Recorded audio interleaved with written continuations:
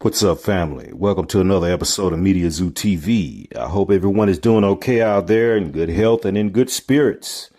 And in this episode, we examine the tragic death of BTY Young'n, Birdman's Cash Money artist that was tragically killed before reaching stardom.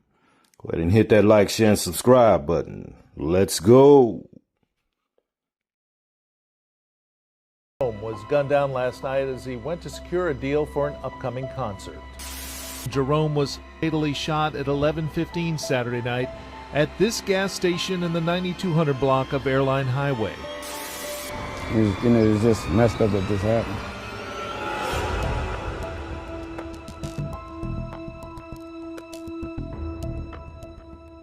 It was late on Saturday night, April 29th, 2017, as Desmani Jerome, better known as BTY Young'n, was back in his city, New Orleans. The street of Holly Grove were familiar, but they weren't always friendly. That night, the 27-year-old rapper made his way to a Shell gas station on the 9200 block of Airline Highway. He wasn't just stopping for fuel. According to close friends and his publicist, BTY was picking up a payment from an upcoming concert, the kind of hustle he was finally getting used to. He planned to hit the studio right after. Just an hour earlier, he had spoken with his mother. She said he sounded normal, upbeat. He was excited about the future.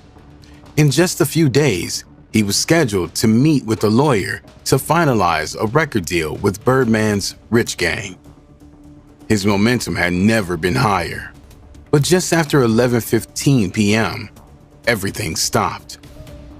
Multiple rounds were fired, fast, close. The kind of gunfire that didn't leave much room for survival.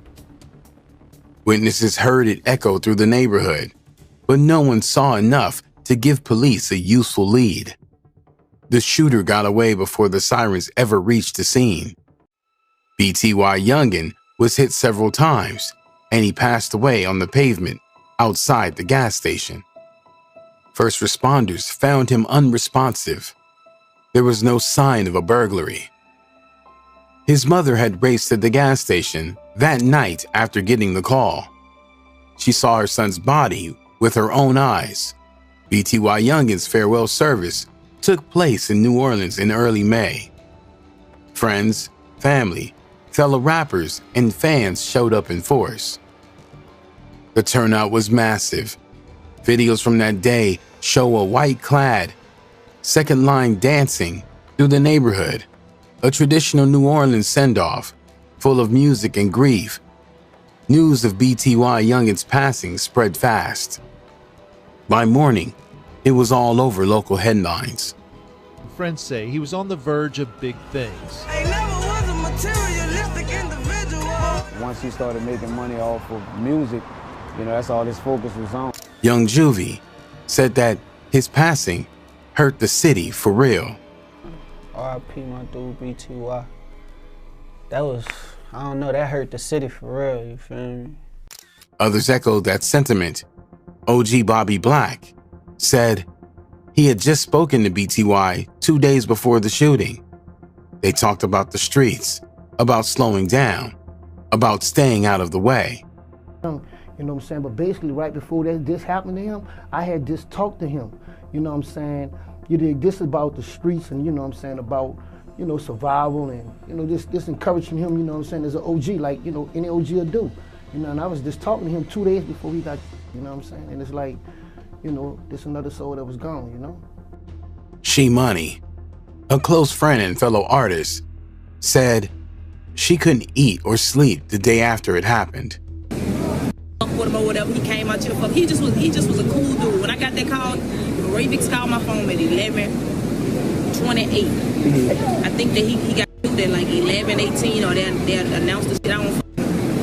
And Ray Vicks told me, he was like, "Man, you talk to Young?" I'm like, "No, I ain't talking to him. I had talked to him yesterday. I was supposed to call him. Somebody we had just talked. He got said Friday we stayed on FaceTime for like 10 minutes. We'll talk every day, just running it about getting money, clothes, and just like getting money." Rollo said, "Every call I got, came from at Birdman 5-star was good except this one. BTY's mother gave the most visible public statement. She told reporters that her son loved kids, that he gave back to his neighborhood whenever he could. One of the last things he did before he passed away was rent out an entire trampoline park for children on New Year's Eve. According to those around him, that was just the type of man he was. They say Jerome would use his newfound fame to try and help others. And I use Young'n as a guy to kind of tell people that he had been through some tough things and he was getting past that. New Year's Eve this year, he shut down Sector 6 and paid for all the kids in there. Friends say Jerome was picking up a check last night for an upcoming concert and was then heading to the studio when an assailant struck him down. BTY Young'n grew up in Hollygrove, also known as Pigeontown, a West Car neighborhood in New Orleans.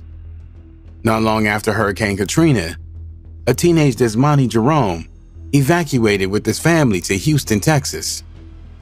It was there, during his teenage years, he almost lost his life. During a freestyle rap battle in Houston, BTY pulled out a gun as part of his performance. Something he said was part of his flow, not meant to threaten, but the gesture was misunderstood. A friend of his opponent reacted quickly, and BTY was shot 5 times at point-blank range.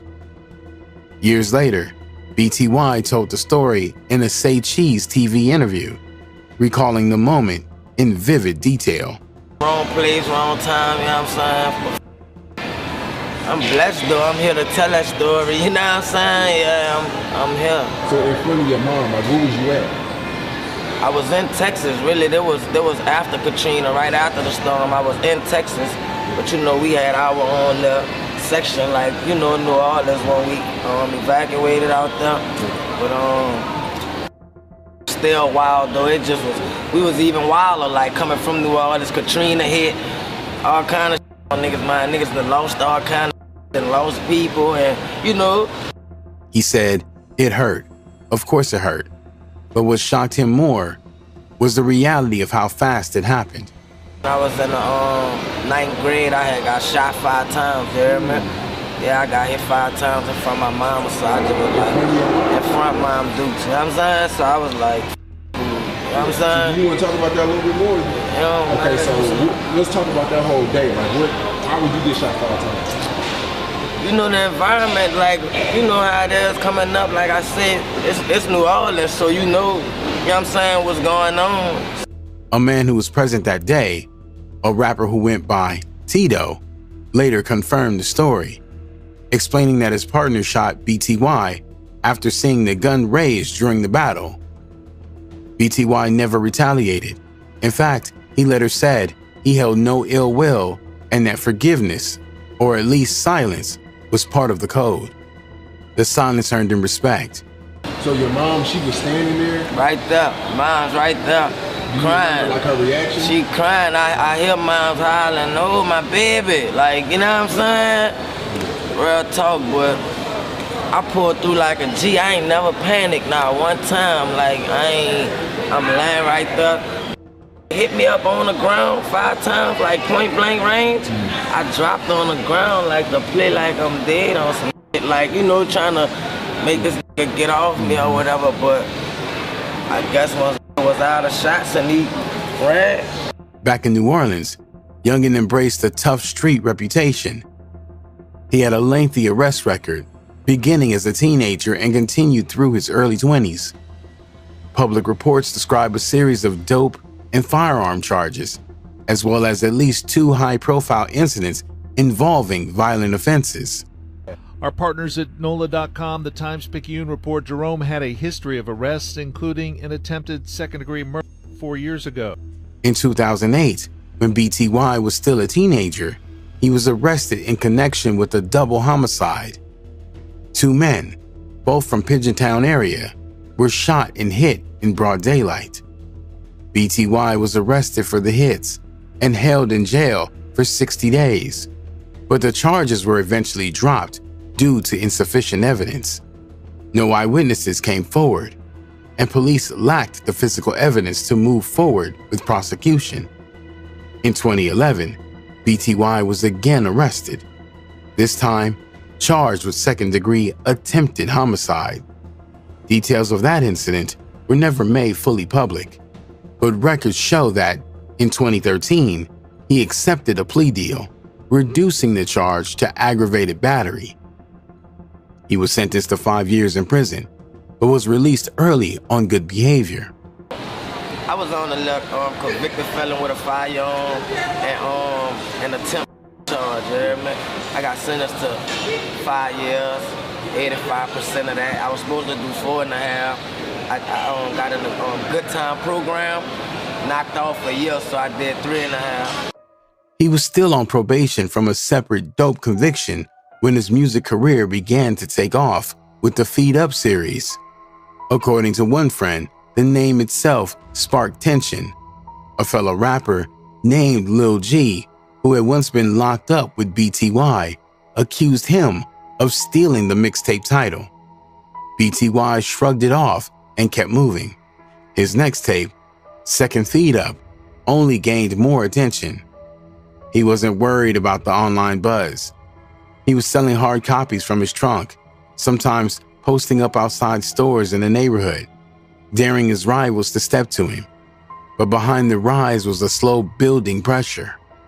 BTY was from Pigeontown, a small but notoriously violent corner of New Orleans' 17th Ward. Locally, it was known as Zone K, one of the most heavily surveilled and war-torn parts of the city. By the time BTY started releasing music, internal beefs with Pigeontown were already spiraling out of control. BTY had enemies, some across town, but many with his own neighborhood. One of the most infamous stories involved an alleged act of arson after Katrina, the burning of a local elder's house on Hickory Street. Street gossip claimed BTY and associates were behind it, a targeted move in a neighborhood feud. An elderly woman named Miss Retta was beloved. If true, it turned the community even more against him. City though, like moms was always scared for a nigga. Moms would be like, before I lose you to the streets, somebody need to kick me in. It's like just anything, like she just, always wanted the best for me, but, the streets suck a nigga in, you know what I'm saying? Even as he featured on Juvenile's 2009 album, Cocky and Confident, BTY couldn't fully separate his music from the violence surrounding it. He made enemies fast, and unlike other artists who moved away, he stayed in the city. He stayed visible. And as the stakes got higher, so did the tension. In some ways, his rap career deepened the danger. The more attention he got, the more resentment grew from people who felt like BTY was shining too bright. Or worse, speaking too loudly. Every bar was a risk. Every post was a signal. And every success, a threat to someone else's pride. By late 2016, BTY was on fire locally. He had just been named Breakthrough Artist of the Year at the NOLA Music Awards, and his name was circulating beyond the city. But his friends say with a 2-month-old boy and a promising career, the 27-year-old was turning things around. I remember going to the house one day and he just showed me a box of money he's saving for his kid. He was building a future, and everybody around him knew it. In fact, 6 months ago, Jerome was named Breakthrough Artist of the Year at the NOLA Music Awards. He was being looked at by several major labels. That's when Birdman stepped in. For many rappers coming out of New Orleans, Birdman was the top of the food chain. He was a kingmaker. So when BTY Young'n caught his attention, it meant everything. The two were seen publicly in an Instagram video, riding together in a Bugatti. In another video, BTY walked into an Audi dealership, tossed a stack of cash on the counter, and said, "Where the keys at?" You keep the change. You can have the bag too. Yeah, keep everything. Racks and racks. I keep it. That's you. Racks on racks on racks. That's what we do. Where the keys at? BTY he started using the Rich Gang name, flashing the crew's signature colors, and appearing in more videos with Birdman, throwing up gang signs and shouting out cash money. Rumor is that he had been scheduled to meet with the lawyer about finalizing the deal just days after his passing. The Birdman cosign changed how people looked at BTY, and how the streets looked at him too. For supporters, it was validation, a local kid making it all the way up. In the streets, sometimes when people are trying to, get themselves in a better position, some people don't like to see that. But for his rivals, it was something else. Now BTY wasn't just another rapper from the ward. He was connected, visible, and threatening to outshine them all. Some even said the Rich Gang cosign made him reckless. He was louder, flashier, and more confident than ever. His mother believed that success and the visibility that came with it is what ultimately got him hit. Jealousy is behind it, she told the press, because of his success as a rapper. But after the hit, something strange happened. Birdman wiped his Instagram clean. Every post that featured BTY, gone. Every clip of them together, every show of support, deleted without explanation. Speculation ran wild. But there's no official evidence he had anything to do with what happened to BTY Young'n. Daryl Bannister Jr. was the first person publicly identified in the case. According to the police, a cell phone left at the Shell gas station where BTY was gunned down became the key piece of evidence. Bannister's fingerprints were found on the device, and investigators issued a warrant for his arrest. Days later, Kyron D. Williams was also taken into custody and charged for the hit. At first, the case seemed solid. Bannister had a long record, and rumors had already tied his name to previous conflicts in the city. Police believed the phone placed him at the scene, and they hoped it would be enough to build a case. But almost immediately, problems started to surface. Bannister claimed the phone wasn't his, or at least wasn't in his possession at the time of the hit. He said it had been stolen earlier, a claim police couldn't easily disprove. To complicate things further, DNA tests showed a second person's DNA on the phone, and that DNA did not belong to Bannister. It raised questions about whether he had actually been present during the shooting, or if someone else had used his phone to throw off the investigation. Despite the shaky evidence, prosecutors moved forward. In September 2017, both Bannister and Williams were officially indicted for the hit. Bail was set at $1 million each.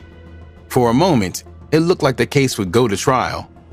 But behind the scenes, the case was already starting to fall apart. Witnesses stopped cooperating. Some had never been willing to speak at all. Others gave conflicting statements or refused to testify. And without physical evidence to clearly tie either man to the shooting, the prosecution lost confidence. On February 23, 2018, just 10 months after BTY's hit, the charges were dropped. The Orleans Parish District Attorney's Office issued a statement citing a lack of evidence and declining to move forward. Both men were released. Since then, the case has remained cold. Neither Bannister nor Williams were ever recharged. No new suspects have been named. Police say the investigation is still open, but there have been no public updates in years. BTY Young'n was a father and a beloved member of the New Orleans community. He will be missed. Rest in peace, BTY Young'n.